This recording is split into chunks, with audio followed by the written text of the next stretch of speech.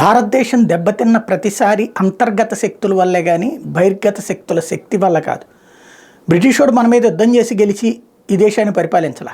ఈ దేశంలో ఉన్నటువంటి రాజుల మధ్యన ఉన్నటువంటి పొరపత్యాలను అడ్డం పెట్టుకుని ఒకళ్ళను కాళ్ళు ఒకళ్ళు లాక్కోవాలని చూస్తున్నటువంటి వాళ్ళల్లో ఉన్న బలహీనతను అడ్డం పెట్టుకుని గెలిచాడు. రామాయణ కాలం నుండి ఈ రోజు వరకు చూస్తే బయట శత్రువుల వల్ల కంటే కూడా మనకి అంతర్గత శత్రువుల వల్లే ఈ దేశం నష్టం వాటిల్లింది. ఇదే విషయాన్ని అజిత్ దోవల్ మరొకసారి చెప్పారు. ఎందుకంటే ప్రస్తుతం జరుగుతున్నటువంటి కుట్ర అదే. ఈ దేశాన్ని విచ్ఛిన్నం చేయడానికి జరుగుతున్నటువంటి కుట్రలో సోరోస్ లాంటి వాళ్ళ ఆధ్వర్యంలో జరుగుతున్న కుట్రలకి అండగా నిలబడుతున్నటువంటి ఖలిస్తాన్ పేరుతో ఒక పక్కన రైతు ఉద్యమం, ఈశాన్య రాష్ట్రంలో మణిపూర్ లాంటి చోట్ల ఘర్షణల వెనకాల చైనా హస్తం, అట్లాగే దేశవ్యాప్తంగా అల్లకల్లోలం సృష్టించడానికి జరిగే శక్తుల వెనకాల కాంగ్రెస్ పార్టీకి సంబంధించినటువంటి నాయకుడు రాహుల్ గాంధీ సోరోస్ వాళ్ళతో మాట్లాడుకుని చేసుకుంటున్నటువంటి వైనం.